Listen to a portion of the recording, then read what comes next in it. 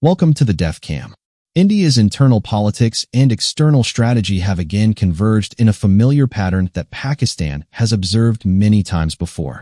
The ruling establishment in New Delhi is preparing for Operation Sindoor 2, a coordinated plan meant to create tension with Pakistan and use the atmosphere of confrontation to influence the Behar elections in favor of the government. The formula has become predictable. A violent incident occurs inside India, swiftly attributed to Pakistan without investigation, followed by heightened military and media activity that strengthens political control at home. What makes this round of escalation significant is how well-timed and constructed it appears, with both the Delhi and Islamabad incidents fitting within a designed chain of cause and effect. On the evening of November 10, 2025, at 7 p.m., a car exploded near the Red Fort in Delhi. The blast killed between 8 and 10 people and caused injuries to several others. Police officials on the scene described it as a possible failure of a compressed natural gas kit. For about an hour, this remained the official explanation. Then the narrative shifted. Major Indian news outlets began to declare that the explosion had signs of a terror attack, and anchors began linking it to Pakistan within minutes, before forensic teams had even reached the site. The sudden change from a mechanical failure to an act of cross-border terrorism was not spontaneous.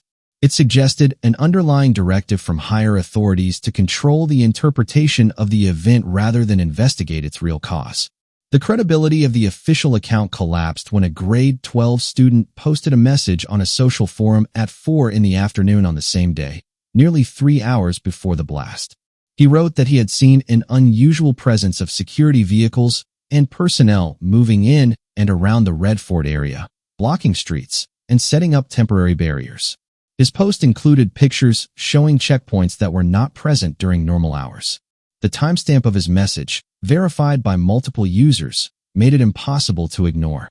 The fact that the area was already under heightened security raises serious doubts about the authenticity of the incident. Either the authorities knew something was about to happen and failed to prevent it, or the situation was staged to produce a desired political and strategic outcome. For Pakistan, the timing of this event could not have been more significant.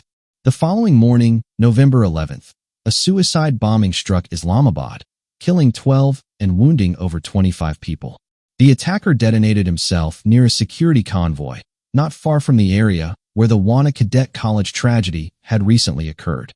The back-to-back nature of these events deepened suspicion that both incidents were part of a coordinated attempt to create a sense of chaos and justify India's claims of a deteriorating security environment in Pakistan. Indian channels were quick to broadcast footage of the Islamabad blast within minutes of it being reported, showing pre-prepared graphics and overlays accusing Pakistan of harboring the same groups that allegedly carried out the Delhi attack. The speed of the coverage suggested that the response had been scripted well in advance. Pakistan's security analysts have been studying the build-up around Operation Sindoor 2 for several months. The operation is understood to be an integrated hybrid campaign involving propaganda, selective terrorism, and psychological operations aimed at building public consent in India for limited military action against Pakistan. Satellite monitoring and intelligence collection have shown increased movement of Indian military assets near border zones under the pretext of readiness drills. Units from armored and artillery divisions have been repositioned toward forward areas in Rajasthan and Punjab. Radar activity along Indian air defense networks has shown sustained operational testing, often coinciding with political rallies where the Indian leadership uses strong anti-Pakistan rhetoric to appeal to nationalist sentiment. The linkage between the Delhi explosion and the ongoing elections in Behar is not accidental. Every major Indian military or security escalation in the last decade has coincided with electoral campaigns where the leadership required a demonstration of strength to consolidate domestic support. The portrayal of Pakistan as an external threat is one of the most effective instruments used to divert public attention from economic decline, unemployment, and internal divisions. By manufacturing an incident that could be portrayed as an attack from across the border, the government creates a controlled environment of fear and unity that benefits it politically. Pakistan views these developments not through emotional reaction, but through analytical observation. The pattern of preemptive blame, information control, and selective media leaks follows the established sequence of a hybrid operation. The use of online platforms to spread disinformation, the mobilization of online influencers to promote anti-Pakistan sentiment, and the suppression of contradictory facts all indicate central coordination. Indian digital networks have been amplifying messages about revenge, retaliation, and preemptive action since the Red Fort explosion, shaping public opinion before any investigative results were released. The internal coordination between political messaging, state media, and controlled social accounts confirms that Operation Sindoor 2 is not just a military plan, but a comprehensive influence campaign. Pakistan's immediate concern is maintaining internal security stability while exposing the manipulation behind these events. The suicide attack in Islamabad was designed to test Pakistan's response posture and to distract its intelligence services. The fact that it occurred a day after the Delhi blast suggests deliberate synchronization. The attacker's movement pattern, the choice of location, and the timing all reflect guidance that required external support. Early investigations point to cross-border communication through encrypted channels, suggesting that external handlers provided operational cues to the attacker. This reinforces Pakistan's long-standing assessment that regional terrorist networks are being exploited to achieve political objectives beyond their declared agendas. In response, Pakistan has raised the alert level of urban security units and initiated multi-agency coordination to track movement across communication nodes and transport corridors. Counterterrorism departments have been ordered to cross-check intelligence leads related to potential facilitators.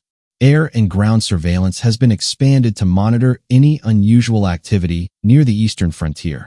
These actions are not preparations for war, but measures to prevent provocation and to deny the adversary the pretext it seeks. The objective is to stay defensive yet fully alert, understanding that any emotional or disproportionate reaction would serve India's strategic narrative. Diplomatic channels have also been activated. Pakistan's Foreign Office is briefing friendly nations on the sequence of events, emphasizing that the timing and pattern indicate deliberate manipulation by India. The goal is to prevent the international community from accepting the Indian narrative of self-defense and to highlight the dangers of allowing political opportunism to dictate regional security actions.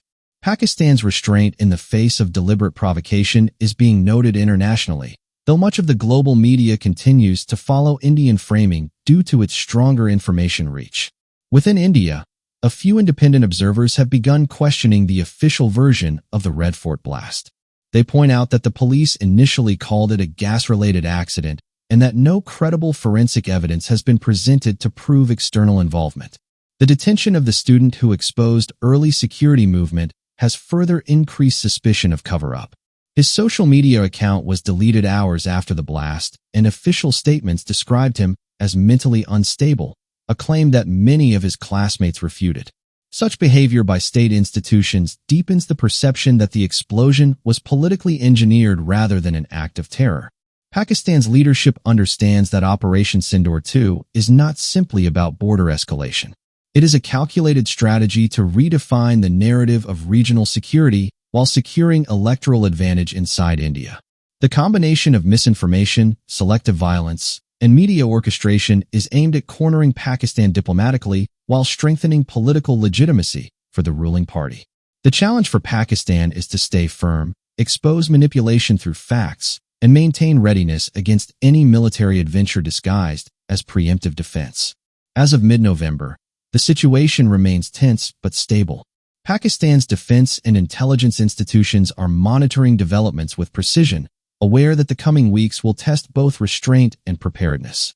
The Red Fort incident, the Islamabad attack, and the political rhetoric in India are not isolated events but parts of a single structure designed to sustain confrontation.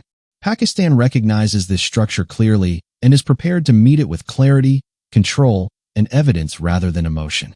The truth behind the Delhi explosion and the Islamabad blast will eventually surface, but until then, Pakistan's best defense lies in calm vigilance, transparency, and the quiet strength of a nation that has learned to navigate provocation without losing direction.